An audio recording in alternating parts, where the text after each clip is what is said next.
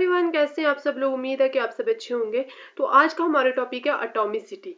सबसे पहले हम देखने वाले एटॉमिसिटी क्या होता है कि number of atom present in molecule. एक मॉलिक्यूल में कितने नंबर ऑफ आटम जो है प्रेजेंट है उसे हम बोलेंगे एटॉमिसिटी। ठीक है। एटॉमिक जैसे हमारे पास ऑक्सीजन है, सल्फर है। ऑक्सीजन में कितने आटम है? 2 आटम है ऑक्सीजन के। ठीक है। ऑक्सीजन के कितने आटम है? 2 आटम है ऑक्सीजन के। इसकी एटॉमिसिटी कितनी आ जाएगी? 2 आ जाएगी। सल्फर की एटॉमिसिटी, सल्फर कितने आटम है? सल्फर के 8 हैं, तो एटॉमिसिटी कितनी आ जाएगी? 8। जैसे हमारे पास वाटर है, जैसे हमारे पास H2O है, तो यहाँ पे हाइड्रोजन के आटम कितने हैं? 2, तो इसके हाइड्रोजन की एटॉमिसिटी 2 हो जाएगी। ऑक्सीजन के आटम 1 है, तो इसकी एटॉमिसिटी 1 हो जाएगी। टोटल एटॉमिसिटी हो जाएगी हमारे पास 3। ठीक है। देन हमारे मॉलिक्यूल दिए हुए अगर हमें तो आटम निकालने हैं, मॉलिक्यूल दिए हुए हैं तो एटम निकालने हैं, तो कैसे निकालने हैं? एटॉमिसिटी से मल्टीप्लाई करेंगे। अगर एटम दिया हुआ मॉलिक्यूल निकालना है तो आपको क्या करना पड़ेगा? मॉलिक्यूल से एटॉमिसिटी से डिवाइड करना पड़ेगा। ठीक है। अगर आपको मॉलिक्यूल दिया हुआ है, मॉलिक्यूल दिया है, आइटम निकालना है, तो एटॉमिसिटी से आपको क्या करना है? मल्टीप्लाई करना है। ठीक है। जैसे फॉर एग्जांपल हमारे पास हमें दिया हुआ है H2SO4। यहाँ पे हाइड्रोजन की एटॉमिसिटी कितनी है? एटॉमिसिटी ऑफ हाइड्रोजन, हाइड्रोजन की एटॉमिसिटी कितनी है? 2। सल्फर की एटॉमिसिटी कितनी है? हमारे पास एक आटम है सल्फर का 1। और ऑक्सीजन की एटॉमिसिटी कितने आटम है ऑक्सीजन के? हमारे पास 4। ऑक्सीजन की एटॉमिसिटी हमारे पास क्या आ जाएगी? 4। अगर हमें मॉलिक्यूल दिया हुआ है तो एटम निकालना है, एटॉमिसिटी से हमें क्या करना पड़ेगा? मल्टीप्लाई करना पड़ेगा। ठीक है। एटॉमिसिटी का कंसेप्ट आई होप आपको क्लियर हो गया होगा। देन एटम, एटम क्या होता है? 3 सब एटॉमिक पार्टिकल्स होते हैं एटम के। ठीक है। Electron, proton and neutron. Electron, इसका मास देखेंगे। एग्जैक्ट मास इलेक्ट्रॉन का कितना होता है? 9.1 इंटू 10⁻31 kg। एग्जैक्ट चार्ज कितना होता है? 1-1.6 इंटू 10⁻19 कूलम। प्रोटॉन का एग्जैक्ट चार्ज होता है, मास होता है एग्जैक्ट मास होता है 1.67 इंटू 10⁻27 kg। एग्जैक्ट चार्ज कितना होता है? 1.67 इंटू 10⁻19 कूलम। प्रोटॉन और न्यूट्रॉन का मास जो है सेम होता है। न्यूट्रॉन का एग्जैक्ट चार्ज जो है 0 होता है। 1.67 इंटू 10⁻27, इसी को ही हम जो है 1 AMU बोलते हैं। इसी को ही हम क्या बोलते हैं? 1 AMU बोलते हैं।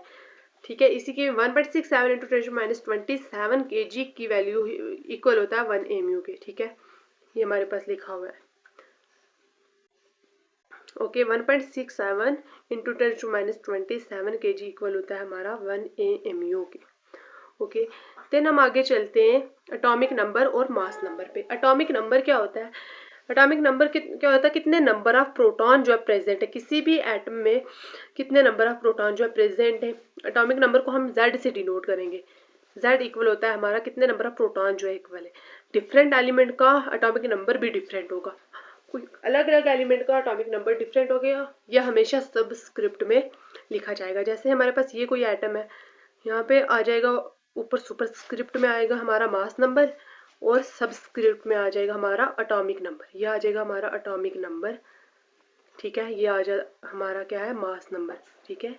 MN mass number. Okay. Mass number क्या होता है? मास नंबर रिप्रेजेंट करता है नंबर ऑफ न्यूक्लियॉन्स को।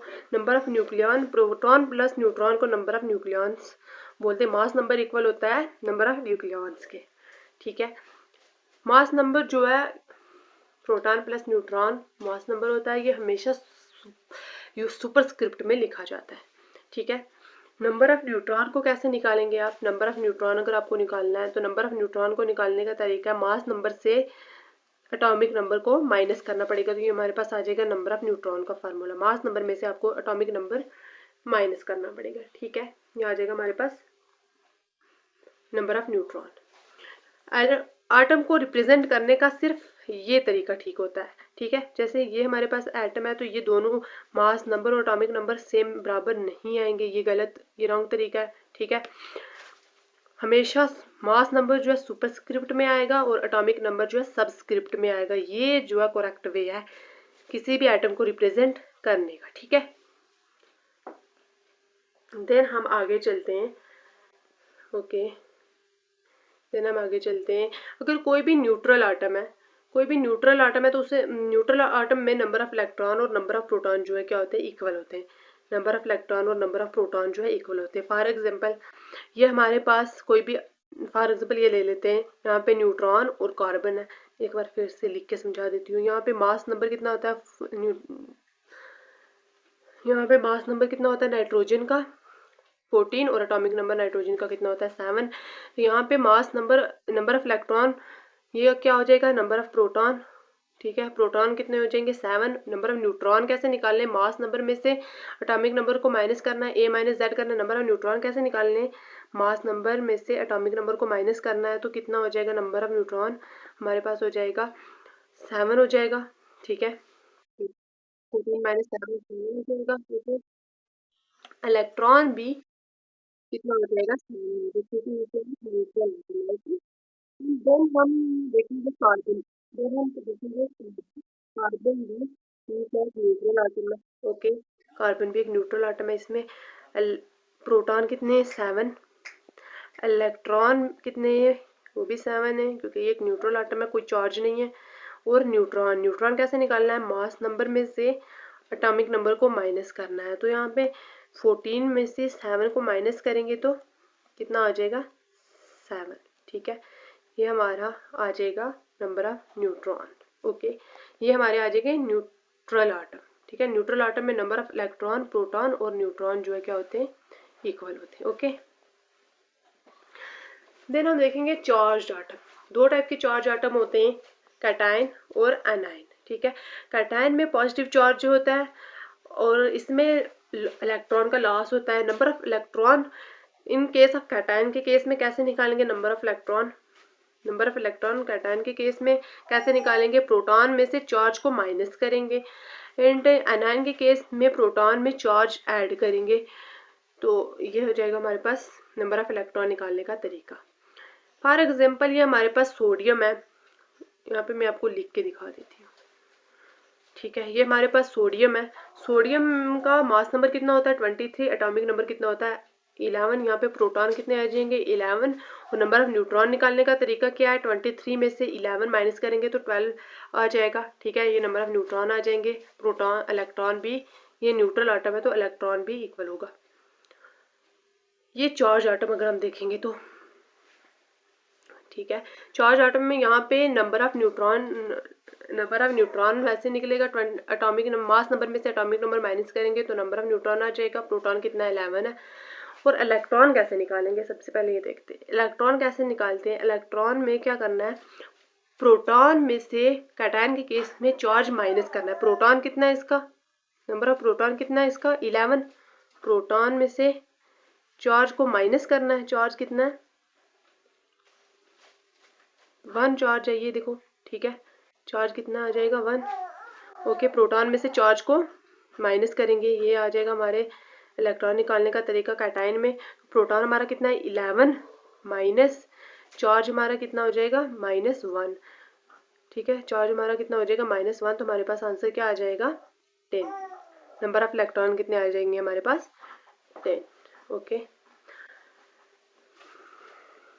देन हम ऑक्सीजन के केस में देखते हैं। देन हम ऑक्सीजन के केस में देखेंगे तो यहाँ पे प्रोटॉन कितना है, यहाँ पे प्रोटॉन है कितना, नंबर ऑफ प्रोटॉन कितने आ जाएंगे 8। नंबर ऑफ न्यूट्रॉन 16 में से 8 निकाला तो 8। इलेक्ट्रॉन भी, ये न्यूट्रल आटम है तो इलेक्ट्रॉन भी सेम। न्यूट्रल आटम में इलेक्ट्रॉन, प्रोटॉन और न्यूट्रॉन जो है सेम होते हैं। यहाँ पे देखते हैं, इस केस में देखते हैं ऑक्सीजन, मास नंबर आता है 16 और एटॉमिक नंबर आता है 8। तो यहाँ पे चार्ज -2 का अगर लगाएंगे हम। एनायन के केस में प्रोटॉन माइनस, एनायन के केस में इलेक्ट्रॉन कैसे निकालते हैं, प्रोटॉन, प्रोटॉन कितना है हमारा 8 माइनस चार्ज, कैटायन के केस में प्लस चार्ज करेंगे तो 2, ठीक है। कैटायन के केस में चार्ज को ऐड करना है तो ये क्या कितना हो जाएगा हमारे पास इलेक्ट्रॉन, नंबर ऑफ इलेक्ट्रॉन कितने आ जाएंगे हमारे पास 10, ठीक है, ओके। देन हम आगे चलते हैं। ये भी एक न्यूट्रल आटम है NO2, ये भी एक क्या है न्यूट्रल आटम है, ओके। इसमें नंबर ऑफ इलेक्ट्रॉन, प्रोटॉन और न्यूट्रॉन जो है सेम हो जाएंगे। यहाँ पे एनायन का केस में नंबर ऑफ इलेक्ट्रॉन जो है, एनायन के केस में इलेक्ट्रॉन निकालना सिखा देती हूँ मैं आपको। एनायन के केस में प्रोटॉन कितना हो जाएगा इसका 23, न्यूट्रॉन भी 23 हो जाएगा। तो यहाँ पे इलेक्ट्रॉन के केस में 23 प्लस 1 कैटायन के केस में, एनायन के केस में यहाँ पे एक जो है क्या करना पड़ेगा, ऐड करना पड़ेगा। तो यहाँ पे कितना आ जाएगा 24। ओके, यहाँ तो हो गया। देन हम चलते हैं आगे आइसोटॉम्स पे। आइसोटॉम्स में सबसे पहले हम देखेंगे आइसो इलेक्ट्रॉनिक। आइसो इलेक्ट्रॉनिक क्या होता है, जिसमें इक्वल नंबर ऑफ इलेक्ट्रॉन्स जो है, जिसमें इलेक्ट्रॉन जो है क्या होते हैं, इक्वल होते हैं, उन्हें हम बोलते हैं आइसो। ऐसी स्पीशीज होती है जिसमें इलेक्ट्रॉन जो है इक्वल होते हैं। जैसे हमारे पास कार्बन और नाइट्रोजन का केस है, यहाँ पे प्रोटॉन भी 7 है, इलेक्ट्रॉन भी 7 है और न्यूट्रॉन भी 7 है। यहाँ पे इलेक्ट्रॉन, प्रोटॉन, न्यूट्रॉन 7 है। ठीक है, यहाँ पे कार्बन के केस में प्रोटॉन कितने आ जाएंगे, 6 आ जाएंगे। न्यूट्रॉन 12 में से 6 माइनस करेंगे तो 6 आ जाएगा। और न्यूट्रॉन के केस में इलेक्ट्रॉन कैसे निकालेंगे, प्रोटॉन प्लस चार्ज कितना हो जाएगा, 7 हो जाएगा। देखो यहाँ पे इलेक्ट्रॉन कितने 7 है, यहाँ पे भी इलेक्ट्रॉन कितने हैं, 7 है। तो इनको क्या बोलते हैं, आइसो इलेक्ट्रॉनिक। आइसो इलेक्ट्रॉनिक वे होते हैं जिसमें इलेक्ट्रॉन जो है कितना हो जाएगा, इलेक्ट्रॉन कितने होते हैं, इक्वल होते हैं। यहाँ पे इलेक्ट्रॉन कितने 7 है, यहाँ भी इलेक्ट्रॉन कितना है 7 है। ओके, तो आइसो इलेक्ट्रॉनिक वो होते हैं जिसमें इक्वल नंबर ऑफ इलेक्ट्रॉन्स होते हैं। देन हम देखते हैं आइसोस्टर्स। आइसोस्टर्स में क्या होता है, नंबर ऑफ इलेक्ट्रॉन इक्वल होते हैं और एटॉमिसिटी इक्वल होती है। ठीक है, जैसे ये हमारा देखो यहाँ पे इलेक्ट्रॉन कैसे निकालेंगे, कार्बन का एटॉमिक नंबर 6 होता है, नाइट्रोजन का एटॉमिक नंबर 7 होता है, और एक चार्ज एनायन के केस में चार्ज को प्लस करते हैं तो यहाँ पे इलेक्ट्रॉन 14 है, यहाँ पे भी इलेक्ट्रॉन 14 है। ठीक है, आइसोटोन्स। आइसोटोन्स में नंबर ऑफ न्यूट्रॉन जो है, आइसोटोन्स में नंबर ऑफ न्यूट्रॉन जो है इक्वल होते हैं, सॉरी, नंबर ऑफ न्यूट्रॉन जो है इक्वल होते हैं। जैसे आइसोटोन्स में नंबर ऑफ न्यूट्रॉन जो है क्या होते हैं, इक्वल होते हैं। जैसे ये हमारे पास ऑक्सीजन है, जैसे ये हमारे पास क्या है, ऑक्सीजन है, एंड यहाँ पे क्या है, हमारे पास कार्बन है। ऑक्सीजन का मास नंबर 16 और एटॉमिक नंबर क्या इतना होता है, 8 होता है। कार्बन का मास नंबर 14 और एटॉमिक नंबर 6 होता है। तो आइसोटोन्स जिसमें नंबर ऑफ न्यूट्रॉन्स जो इक्वल होते हैं। न्यूट्रॉन में क्या करना है, मास नंबर ऑफ न्यूट्रॉन कैसे निकालना है, मास नंबर में से एटॉमिक नंबर जो है माइनस करना है। यहाँ पे 16 में से 8 को माइनस करेंगे तो कितना आ जाएगा, 8 आ जाएगा। यहाँ पे 14 में से 6 को माइनस करेंगे तो यहाँ पे भी नंबर ऑफ न्यूट्रॉन हमारा कितना आ जाएगा, 8 आ जाएगा। ठीक है, तो ये क्या आइसोटोन्स क्या होते हैं जिसमें नंबर ऑफ न्यूट्रॉन जो है हमारे क्या होते हैं, जिसमें नंबर ऑफ न्यूट्रॉन देखो यहाँ पे भी 8 है। ठीक है, नंबर ऑफ न्यूट्रॉन यहाँ पे भी 8 है और यहाँ पे भी 8 है। नंबर ऑफ न्यूट्रॉन जो इक्वल होते हैं उसे हम बोलते हैं आइसोटोन्स। ठीक है, आइसो बार क्या होता है, जिसमें मास नंबर सेम होता है। आइसो बार में मास नंबर सेम होता है बट एटॉमिक नंबर डिफरेंट होता है। जैसे ये हमारे पास देखो मास नंबर यहाँ पे सेम है, दोनों में मास नंबर सेम है, लेकिन एटॉमिक नंबर जो है क्या है, लेकिन एटॉमिक नंबर देखो यहाँ पे हमारा क्या है, डिफरेंट है। Okay, and then isotopes. Isotopes में एटॉमिक नंबर सेम होता है। आइसोटोप में क्या होता है, एटॉमिक नंबर सेम होता है, ठीक है, लेकिन मास नंबर जो है क्या होता है, डिफरेंट होता है। जैसे ये देखो एटॉमिक नंबर जो है 1 1 1 तीनों आइसोटोप्स का सेम है। ये हाइड्रोजन के आइसोटोप्स हैं। आइसोटोप्स में मास नंबर जो है डिफरेंट होता है लेकिन एटॉमिक नंबर जो है सेम होता है। ठीक है, लेकिन एटॉमिक नंबर, मास नंबर देखो,